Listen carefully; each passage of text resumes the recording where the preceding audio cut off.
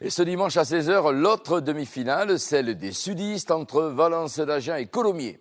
Les Colomiérins, sortis numéro 1, devront se méfier car Valence d'Agen joue les troubles fêtes sans complexe. En effet, Bourg-en-Bresse et le week-end dernier, Nevers sont tombés face à l'équipe du Tarn-et-Garonne. Valence d'Agen, l'invité surprise, voyez le reportage de Frédéric Fraisse. Se qualifier en phase finale était un aboutissement. Venir à bout de Bourg-en-Bresse en 8e, un accomplissement. Battre Nevers en quart de finale était inespéré. Malgré une défaite au score au match retour, c'est cet essai dans les toutes dernières minutes qui offre un ticket pour les demi-finales de Fédéral 1 à Valence d'Agen. Cet essai est fantastique, on a courbé les chines, on n'a pas craqué. C'est très très dur pour Nevers aujourd'hui, mais c'est tellement beau pour nous. L'exploit digéré, retour au quotidien pour l'un des joueurs cadres de l'équipe. Nicolas Deltour est plombier dans un centre hospitalier près d'Agen. À temps perdu, on fait traction.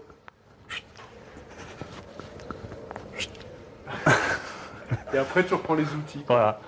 Comme lui, presque la moitié des joueurs de Valence d'Agen pratiquent le rugby en amateur. Travail le jour, entraînement le soir, match le week-end. Pendant l'année, c'est déjà compliqué, alors quand on arrive en demi-finale, l'organisation et la récupération deviennent primordiales. C'est très compliqué, oui. Bon, après, il faut, comme je vous dis, je pense qu'au rugby, derrière, je suis vraiment aidé. J'ai ma copine, elle me fait tout à côté, donc bon, ça passe. Mais bon, c'est vrai que on s'arrange avec le boulot, on essaye d'avoir des lundis. Valence d'Agen, une ville qui se prend petit à petit de passion pour son équipe. 6000 habitants, probablement autant de monde au stade dimanche pour le match contre Colomiers. Les tribunes supplémentaires ne seront pas de trop. Le président, pendu au téléphone, n'espérait pas en début de saison une telle notoriété pour son club. C'est une récompense pour le club de Valence d'Agen de parler de Valence parce que bon, on est à côté d'Agen qui est un grand club de Top 14 où j'ai beaucoup d'amis et je crois qu'on a des soutiens des clubs voisins et pour nous c'est une récompense. À une marche de la Pro D2, personne ne s'interdit de rêver. Président, entraîneurs, joueurs et supporters sont fiers du parcours déjà réalisé, fiers d'être le petit pousset du dernier carré à côté des grosses cylindrées de Fédéral 1. On a un fonctionnement mixte qui est assez novateur et qui marche bien et qui correspond bien à cette dimension de la Fédéral 1 où on allie à la fois des professionnels avec des amateurs.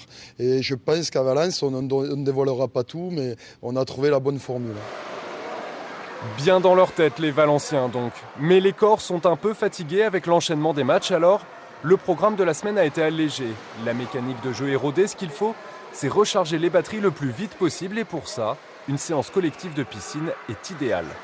Et surtout ce qu'on recherche, c'est que les joueurs passent un peu plus de temps ensemble, soient moins sur une contrainte de travail, plutôt sur un travail de détente et qu'ils puissent récupérer mentalement. Le mental, tous pensent que c'est là leur force, ce qui leur a permis de passer les premiers tours des phases finales. Je pense qu'on réalise un peu qu'on est en demi, mais on ne se prend pas la tête plus que ça, de toute façon, parce que c'est que du bonus. C'est que du bonus et on voit qu'on est super content de se retrouver là à la piscine, c'est un peu détente. Voilà, c'est génial, c'est que du bonheur. Si dimanche nous accrochons le match à la maison, je pense que nous avons on peut y croire. Y croire contre Colomiers parce qu'il n'y a plus que ça à faire, y croire aussi parce qu'ils s'en sentent capables.